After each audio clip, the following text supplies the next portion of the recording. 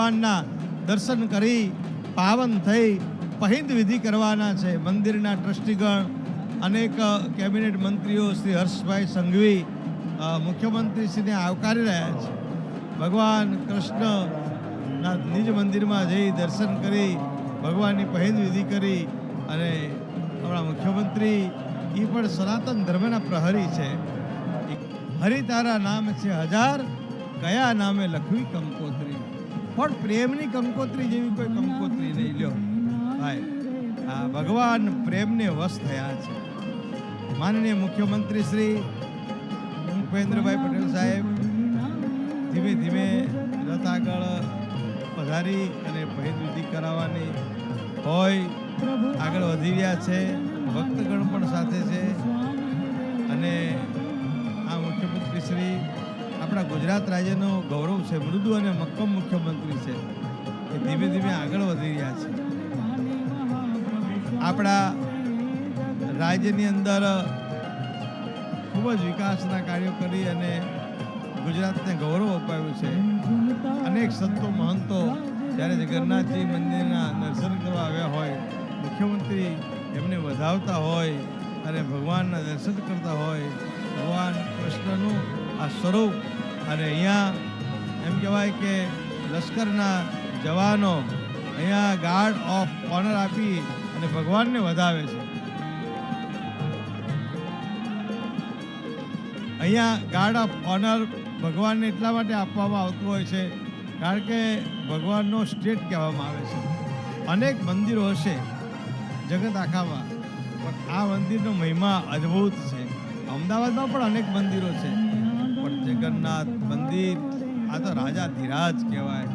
અને એ કૃષ્ણ ભગવાનનું આ મંદિર સાબરમતી નદીના કિનારે વસેલું છે. ભગવાનને નદી વાલી હતી ને, કૃષ્ણ ભગવાનને જમના વાલી હતી. એ જ રીતે અહીંયા પણ ભગવાન જગન્નાથ પોતે સાબરમતીના કિનારે બિરાજમાન થયા છે.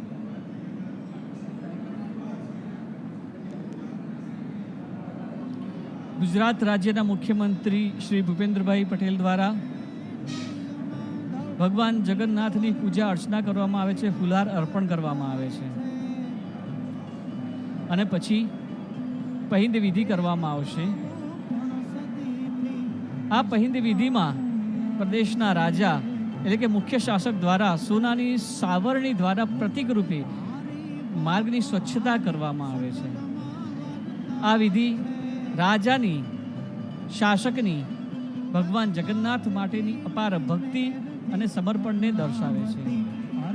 ભગવાનને પ્રાર્થના કરે છે કે હે ભગવાન, આ અમારી ગુજરાતની ભૂમિ, ભારતની ભૂમિ સુજલામ સુફલામ મલય શીતલામ સસ્ય શ્યામલામ બને. સર્વે ભવંતુ સુખિનઃ, સર્વે સંતુ નિરામયાઃ, સર્વે ભદ્રાણિ પશ્યંતુ, મા કશ્ચિત દુઃખ ભાગ ભવેત ની પ્રાર્થના કરવામાં આવે છે.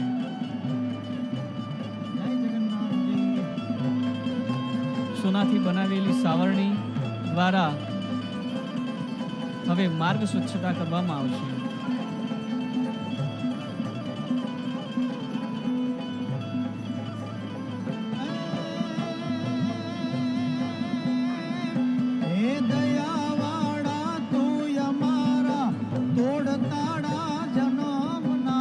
ગુજરાતના મુખ્યમંત્રી શ્રી ભૂપેન્દ્રભાઈ પટેલ સાહેબ પહિંદ વિધિ કરી રહ્યા છે. ભગવાનના રથના પૈડા જ્યાં ફરવાના છે એને પોતે એમ કહેવાય કે સાવરણીથી, સોનાની સાવરણીથી સાફ કરી અને ધીમે ધીમે રથને પ્રસ્થાન કરાવવાના છે. આપણી ભારતીય સનાતન સંસ્કૃતિની કેવી રૂઢી પરંપરા કે રાજ્યના વડા હોય, પ્રદેશના વડા હોય, એ પણ ભગવાન આગળ નતમસ્તક બની જતા હોય છે. ભગવાનના ઉત્સવને વધાવવા માટે એક માનવતાનું, સંસ્કૃતિનું એક ઉત્તમ ઉદાહરણ છે. અને હવે ભગવાનની એ પોતે પૂજા કરે છે, ભગવાનને માન્યા છે.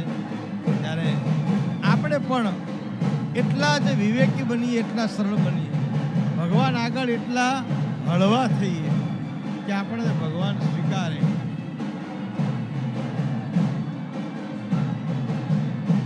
રથ પ્રસ્થાનની તૈયારીઓ થઈ રહી છે. આપણા લોકલાડીલા વડાપ્રધાન માનનીય નરેન્દ્રભાઈ મોદી પણ આ પૈતે વિધિ 13 વખત તેમના દ્વારા કરવામાં આવી હતી.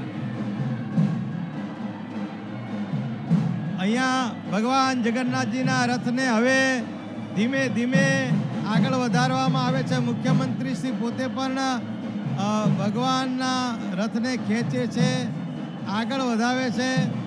સુભદ્રાજીના રથને પણ ધીમે ધીમે, એ જ રીતે બલભદ્રજીના પણ રથને ધીમે ધીમે આગળ વધારવામાં આવશે.